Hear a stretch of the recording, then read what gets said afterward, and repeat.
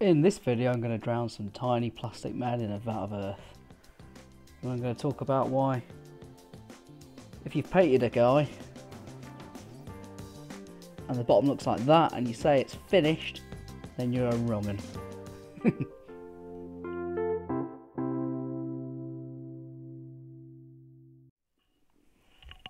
Hello everybody, this is about basing.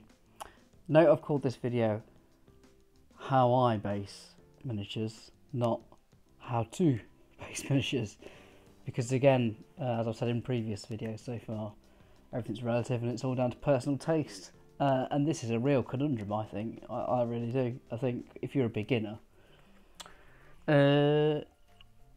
it's a potential minefield. I know that when I started, I was terrible at them.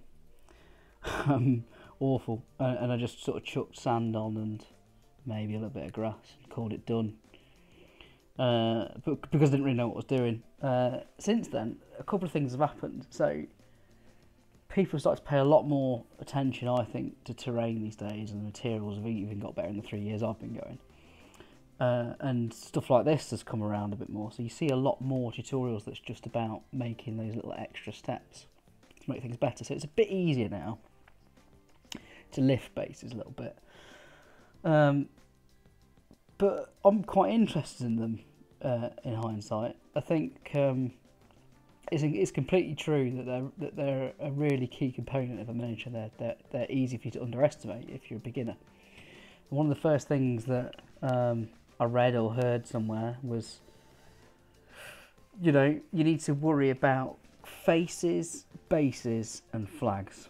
So if you're worried you're not a very good painter, or you're not a particularly talented painter, or you're like me, you're reasonably average, then put plenty of effort into faces, bases and flags, and things will take care of themselves quite well.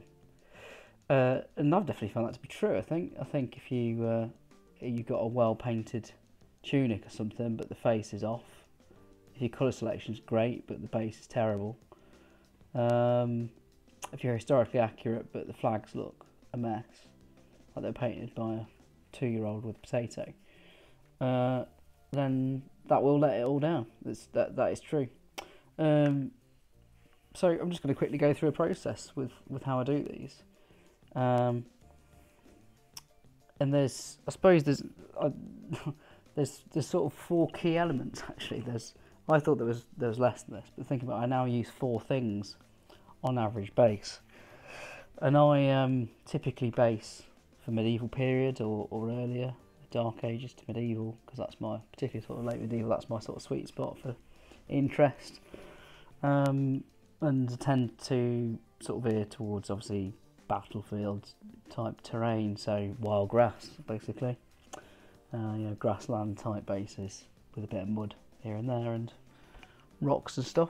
So I recreate that like this. We've got some tufts, some grass tufts. If you're a beginner, you don't know what they are. They're just tiny little literal clumps of miniature grass that you peel off and stick on, and they're really useful for adding a bit of colour and variation in height onto a base, so everything's not the same, all your grass isn't the same height. Because wild grass, like if you look at wild grassland near a river or something, next time you're near water and it's just growing on banks and things, it doesn't grow one height. We've got your common old garden static grass, just loose static grass, which we're going to put on as well. This is spring, so everything, all the grass colours I've got, they're generally sort of a spring type, they're not winter or anything like that. We've got a sort of earth and stones base mix. This is called Patchy Plains, it's from Luke's APS, Geek Gaming, which you might recognise as a YouTuber. Got a very good YouTube channel, it's very popular, loads of followers, and he's got some cool materials like these mixes. These are designed to be sort of quick, not necessarily going to win you awards, but they look decent and they're fast. They're like nice mixes of different types of stones and mud and a little bit of grass mixed in there as well. These tufts don't come in it, I've mixed them in by mistake. Take them off. Then we've got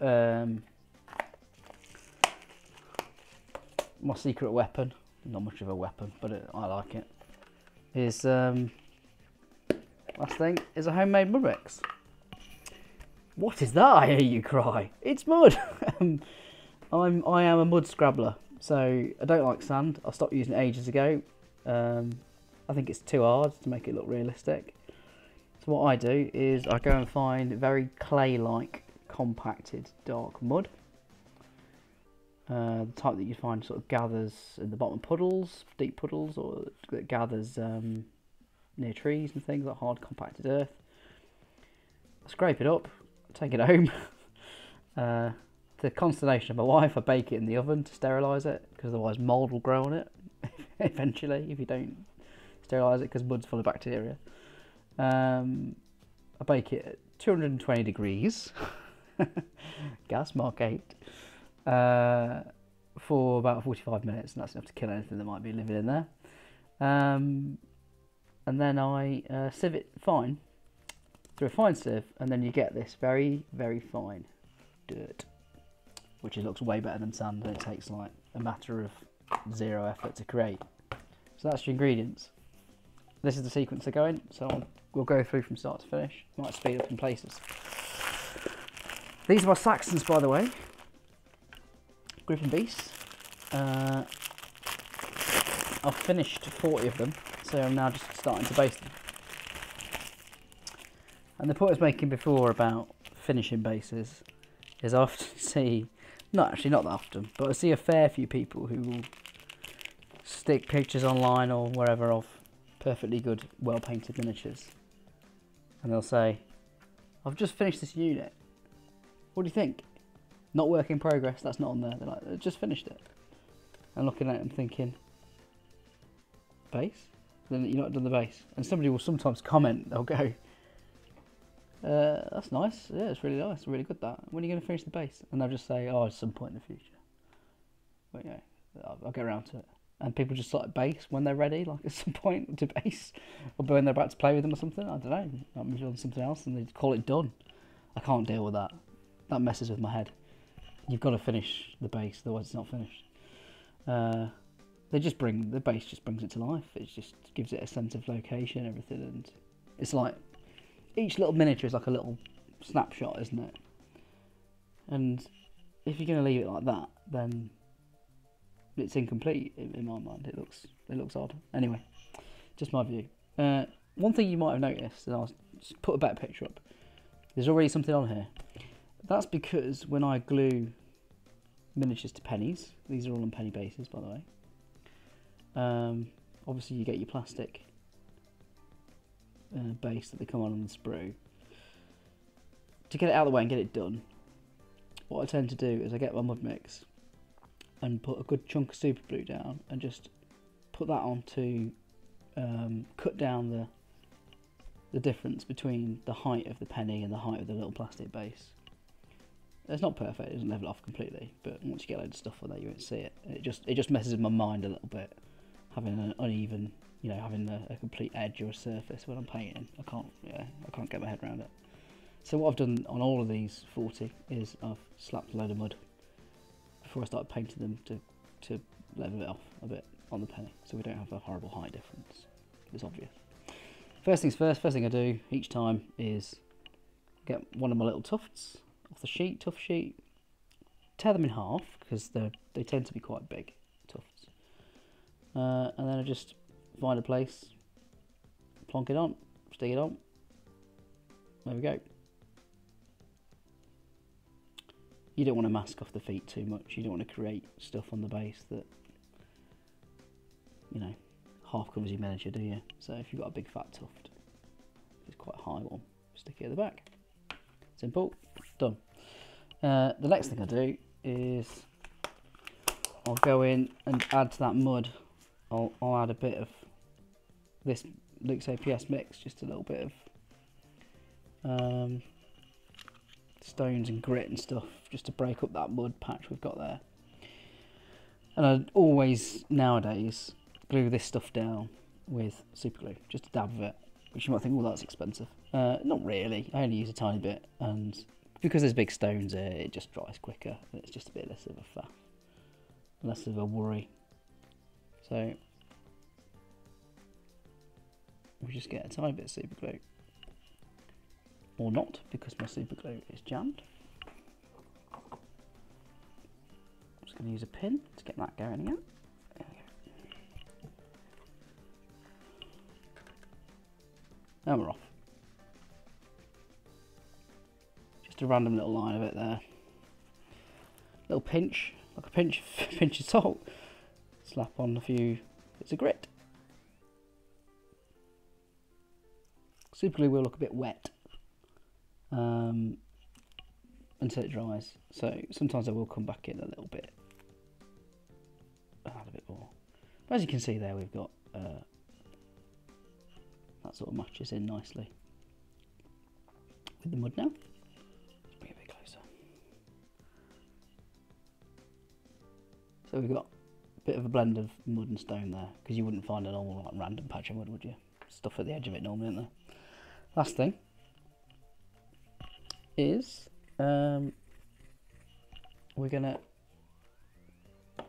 just fill in the gaps with good old-fashioned static grass, which I do with PVA. If I can find PVA,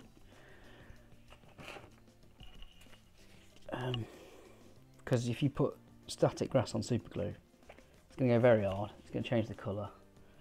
And it's going to annoy you, basically. So I use PVA still for static grass. Just get a bit of a lid.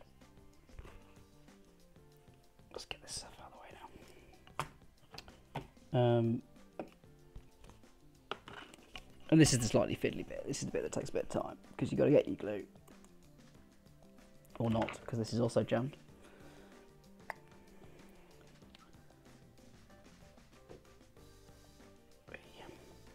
Any PVA will do for this, you know.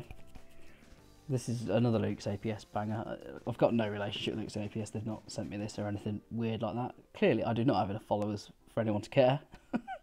But this is one of the Geek Gaming Scenic's fast drying basing glues. It does dry fairly fast. It's very sticky and tacky, so stuff will get on there nice and quick and stay there.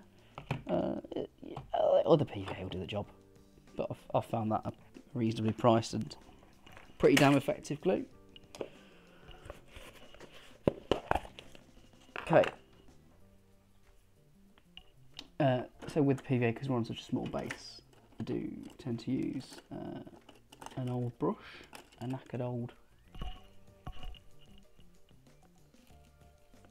sort of, think of it as a basing brush these days. It's just a messy old brush that's sort of past its sell-by date, taking care to avoid the super glue a little bit. And you want plenty of this. I mean, don't drown everything, but you do want a lot of it. Otherwise you're going to end up with gaps, annoying little gaps in your glue. And again, I'm just sort of blending in. I'm aiming to kind of cover over any unsightly bits.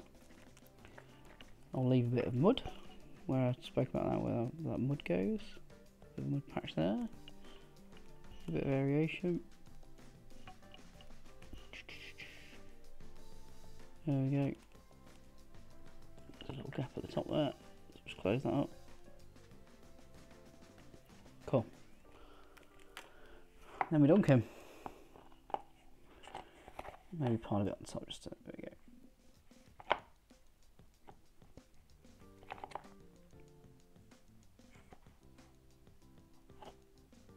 And at this point, what I'd normally do is go to the next one, start doing the next one while the glue's sort of drying on there a little bit. I'm not going to bother going away for 5 minutes to let that go, but you know, normally you'd want to leave that in there for sort of, ideally, 5 minutes or so, just to make sure everything starts setting alright and you're not going to get any unsightly bits dropping off. And that's what it looks like at this point. Just get a bit more of a tap so you can see some stuff in there. Okay, so what you can see has happened is there's a couple of interesting things going on. So it looks very white at the minute. Don't worry about that, because when it dries it'll be transparent, you're going to see it at all. certainly overnight you won't see any white tomorrow morning. But then, because I've sort of smoothed the glue around everywhere, it sort of pulled the grass into the edges of the rocks and things. Around the back you can barely tell the difference between the tuft and the grass, really. So that it looks like it's grown out of the grass. So it just pulls everything together, and at the minute it doesn't look too good because of that white, but it will dry fine. Last thing I do is, obviously I've got my undercoat, brown undercoat around the edge of that base. Bit of a habit is I do put a green, I do paint the edge of the bases green. It's just something I've done with all my miniatures. I suppose it's something that you do to get it to blend in with any grass mat that's going to go on or whatever. Again, you can use a cheap brush for this. Any green paint will do, really. I know a lot of my stuff has got green household paint around the edge of the base, just because it's just literally just tying it off.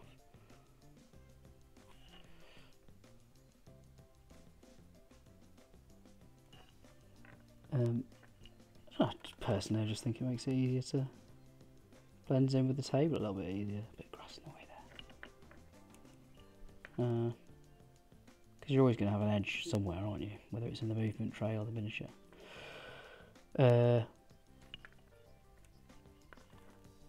But it's just a bit neater. You got to choose something to. You got to choose some kind of colour, haven't you, to paint the edge of a base? Don't just leave it copper coloured or anything. If it's a penny or black plastic, would you?